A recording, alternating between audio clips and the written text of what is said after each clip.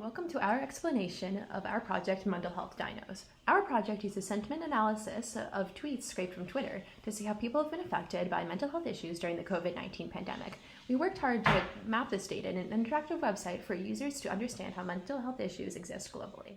So for the data scraping from Twitter, we actually had to gain access. So we gained access to the Twitter API by applying to it. So they gave us the bearer token, the API key and secret, which we then used in an already created source code that we found on GitHub and modified it to meet our needs. So let's look into the actual source code now. This is the actual source code, the main part of the source code that we use in order to gain access to the tweets themselves with specific keywords and their geolocation. So if we go from the beginning, there are a bunch of import statements, and then we have the actual app design. So the first, we try and gain access to the tweet in between 7 days. Most of this code I found online, but I had to edit it so that it actually worked, and it also gave us the geolocation. And then I made the get tweet ID, which all it basically does, it accesses the ID from the client and inputs it into the get tweet geolocation. And then these methods don't really matter as much in the execution. One of the main methods here is to the get request with parameters, no object mapping. What this method does now, we get the tweet ID and then we try and access the geolocation itself and print it out as a string response. So this happens, it compiles the app itself, and then at the end of the day, what's more important for us is the response. The response has the place ID, what we used in the get geolocation data method, and then the ID itself of the tweet that was posted.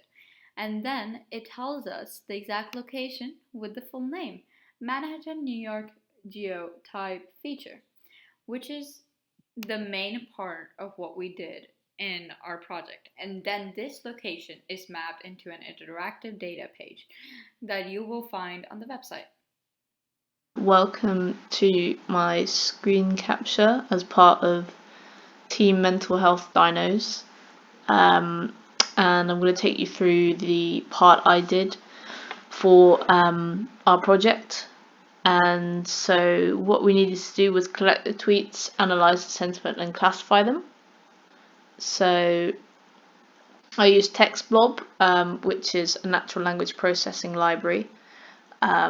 It's ideal because we had a small data set, and if we in the future were focusing on using perhaps hundreds of thousands of tweets, I might reconsider which natural language processing library to use, perhaps one which uses a classifying algorithm which is more suited to larger data sets.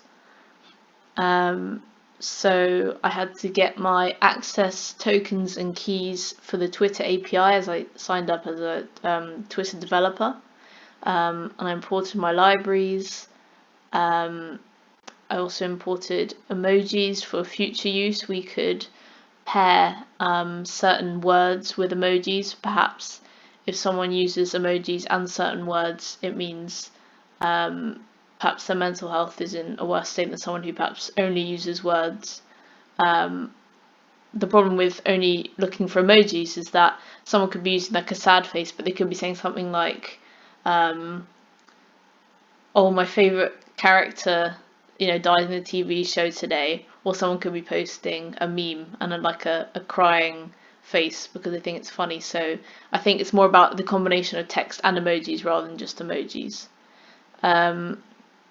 So for the search terms, I looked for sad and anxious and depressed, and I collected the 100 most recent tweets which featured these words. I then put it into a data frame. I got rid of all the unnecessary characters in it, for example, the retweets and the at mentions, and then cleaned that all up. And then I used TextBlob to find the polarity, to find how positive and negative these tweets were. I then sorted them, whether they were positive, negative, or neutral tweets.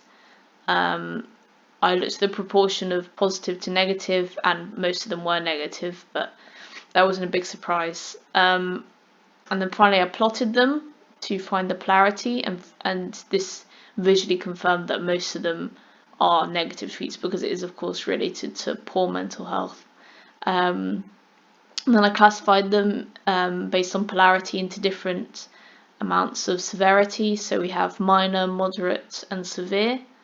For example, becoming a stepdad is one of my worst fears. So you can see that this indicates that that person would not be in a very good place. And someone says, I'm really sad but too tired. That's moderate severity. And then we can also compare the severity of the tweet. For example, there's a roughly even proportion of minor, moderate, and severe tweets from this sample. So in the future, I think as part of the Twitter developer account, you can't extract information like age.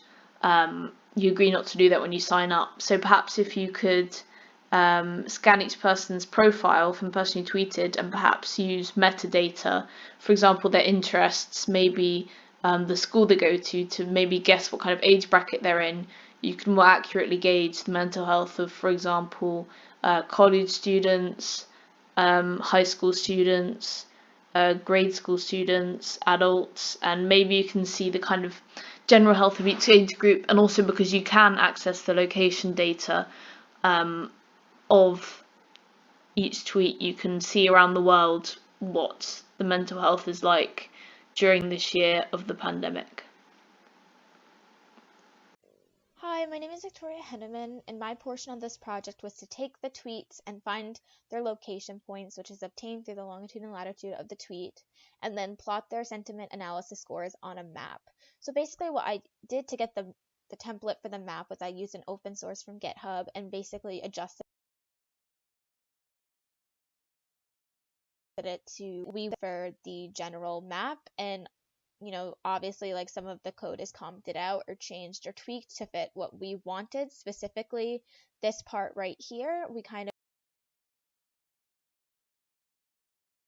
of made a little bit different in terms of that. We made the objects have different properties, such as they had in the city is going to display, a word that was picked out from the tweet and then also given a color based on their score. And these were kind of the original objects, but this is kind of, and as you can see, we kind of played around with multiple files. We were also trying, so here is this is kind of like our base for what the objects look like. That we wanted to optional property such as age, so we can really pinpoint trends in the data to see if more teens were affected or adults. So basically, when we run this,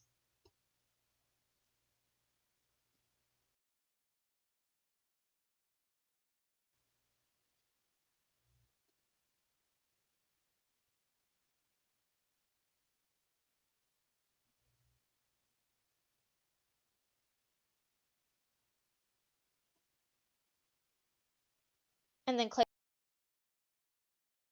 the tab, like this is this map. And I'm just gonna reload it. And this is an interactive map, and if you click on, you can zoom in a specific area and see all the points. So, in the future, something we definitely wanted to make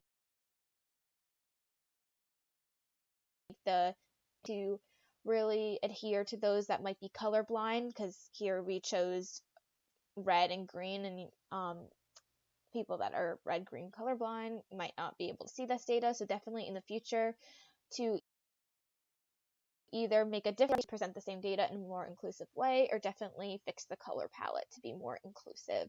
Another thing is we definitely wanted to add different geographics such as age or race to see different trends in the data. And we actually did start coding for that, but we weren't able to get it work for this hackathon, so definitely that is something to improve on in the future. Our product. This is our final product. This is our website. It gives a little description about us, about the website itself, and then we have a little GIF showing the interactive map. We also have a link to the interactive data itself, which you can click and it will take you to the file that Tori showed you. And then we thought it was really important to actually include mental health resources on our website. And that's about it. I am Rabab, and we are a team of 4 people with Samantha, Tori, and Delilah. Thank you.